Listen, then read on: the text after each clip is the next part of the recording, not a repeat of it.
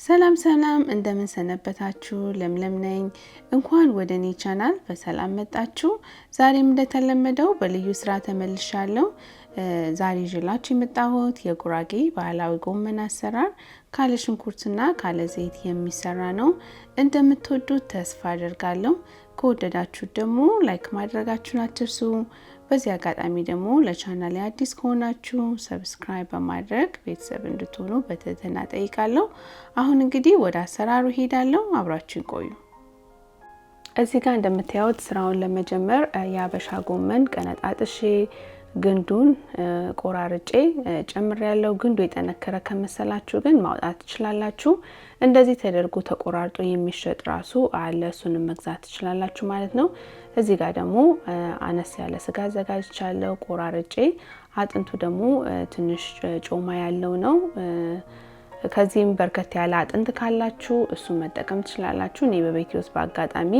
ብዙ አጥንት ስላልነበረ ነው ይሄን እየተጠቀምኩት ያለውና አጥንት ካላችሁ በርከት አድርጋችሁ መጨመር ትችላላችሁ ማለት ነው እንግዲህ ይሄንን አጣጥቤ አዘጋጅቼ እመጣለሁኝ እዚህ ጋር ኢንስታንት ፓት አዘጋጅቻለሁ ሳቴ ላይ ኦን አድርጌዋለሁኝ ከዛ ምንም ነገር ከውስጡ ዘይት ሳልጨምር ጮማ ያለውን ስጋና አጥንት መርጬ እጨምራለሁኝ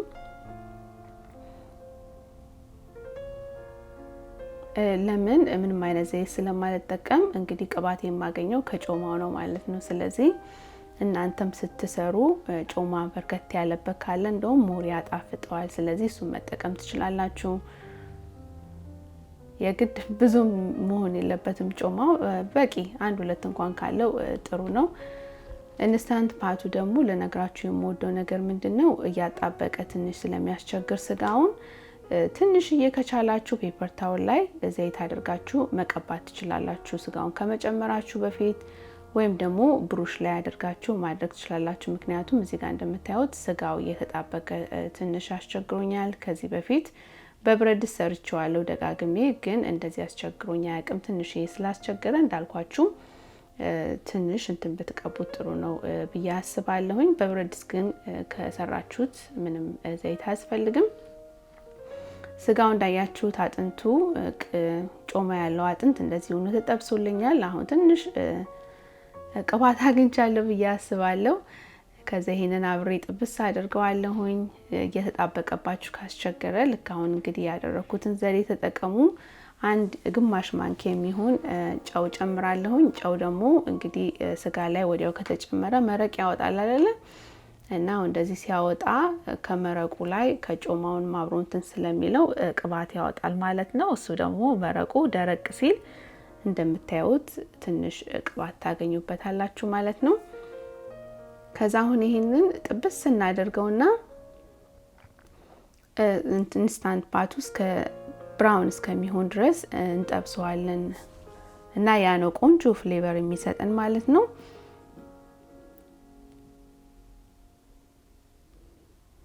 እና ጠቆር ሲል ምን ይሆናል መሰላችሁ አገር ቤት የምንመገበው የምንሰራው ጥብስ የለም በመጥበሻ ልክ እንደዚህ ሲሆን ማለት ነው መጥበሻ ሳይሆን በብረት ምጣድ የሚጠበሰው ስጋ የለም በጨው እና እሱን ነው የሚለው ጣዕሙ ቆንጆ ነውና እንደዚህ እንዲጠበስ ነው የፈለኩት ከለሩም እንዳያችሁት ቆንጆ እንደምፈልገው ሆኗል ልክ እንደዚህ ከሆነ በኋላ አንድ ኩባያ ውሃ ጨምራለሁኝ ያው እንግዲህ ጎመኑ መራቃማ እንዲሆን ከፈለጋችሁ በርከት አድርጋችሁ መጨመር ትችላላችሁ እኔ ደረቅ ያለ እንዲሆን ስለፈለኩኝ ከዚህ በላይ ውሃ አልጨምርም በዛ ላይ ደግሞ ስጋም አነስ ያለ ስለሆነ የተጠቀምኩት አንድ ኩባያ ይበቃኛል እንግዲህ እናንተ እንደ ስጋችሁ መጠን መጨመር ትችላላችሁ ከዛ አሁን ይሄንን ከሳት ያወጣውና እዚህ ጋር ሜት ስቲው ወይም ደግሞ ፕሬሸር ኩከር አድርጋችሁ የምትፈልጉትን ሚኒት መጨመር ትችላላችሁ 15 ደቂቃ ተጠቅሜ ከዛም በኋላ አስተንፍሸዋለሁ ከዛ ይሄንን ይመስላል እንግዲህ እንደምታዩት ቀረብ ብዬ ያሳያችኋለሁ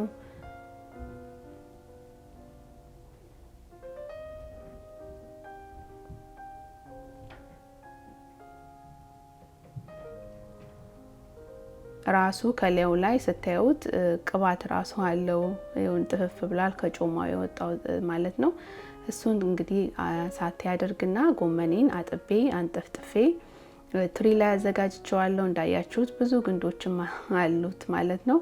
ለምን እንደሆነ እንጃ እኔ በጣም ግንዱን እወደዋለሁ የጎመኑን ግንድና ብዙ ጊዜ አልጥለውም፣ በጣም ነው የምወደው። እሱንም ጨምሬያለሁ። ከዛ ሳቴ ላይ እንዳደረኩት እየተንተከተከ ጎመኑን እጨምራለሁ።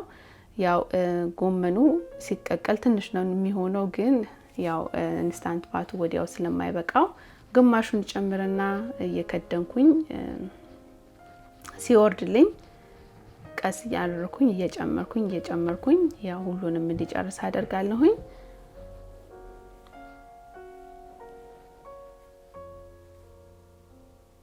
ከዛ ትንሽ ወረድ ካለልኝ በኋላ አማስየው ስቲም ላይ አደርገውና 6-7 ደቂቃ ያህል አጨምርበታለሁ ከደኝ ኢንስታንት ፓቱ ማለት ነው። ግን ስቲም ላይ ነው ያደረኩት ብዙ ሙክክ ብሎ እንዳይበስልብኝ ማለት ነው። እንግዲህ ከ6 ደቂቃና ከ7 ደቂቃ በኋላ ይሄንን ይመስላል። አሁን እንግዲህ ሳቴ ላይ አደርገውና በደንብ አድርጌ ውሃው ውስጡ ያለውን እስከሚቀንስልኝ ድረስ ያው እንዳያችሁት ቅድም ብዙ ውሃ የለውም። ያው ጎመኑም ሲበስል እያነሰ ነው የሚመጣው። አሁን ምንም ሳልከድነው ማለት ነው በደንብ ያገላበጥኩኝ ለ1-2 ደቂቃ ያህል ጥብስ አድርገዋለሁ ውሃውን እያንተከተኩ ማለት ነው። እንዳያችሁት ጎመኑም ራሱ አልቦካም፣ እንደምፈልገው ሆኖ ነው የበሰለው። ስቲም ላይ ማድረጉ በጣም ይጠቅማል። 1 የሾርባ ማንኪያ ቅቤን የተጠቀምኩት። ከዛም ደግሞ ግማሽ ማንኪያ የሚሆን ኮረሪማ፣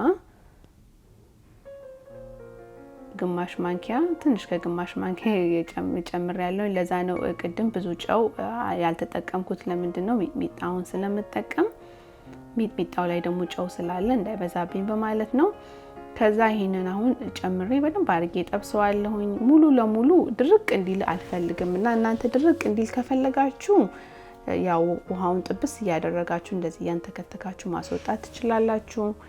አሊያም ደግሞ ልክ እንደኔ ትንሽ መረቅ ድርቅ እንዳይል ትንሽ መረቅ የምትፈልጉ ከሆነ ደግሞ ትንሽ ውሃ ሲቀረው ማውጣት ትችላላችሁ ማለት ነው። ጫውንም ቀምሼ ትንሽ ሚጥሚጣም ኮረሪማም ያነሰ ስለመሰለኝ እሱን ጨምሬያለሁ።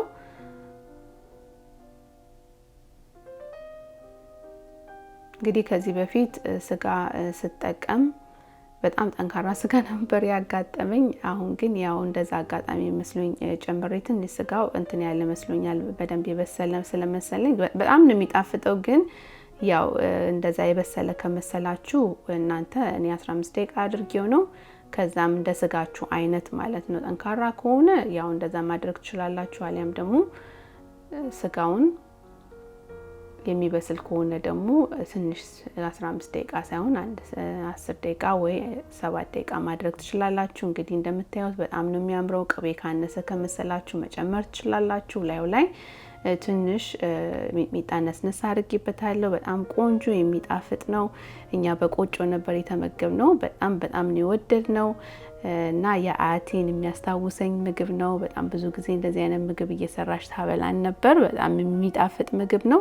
ከወደዳችሁት ላይክ ማድረጋችሁን አትርሱ።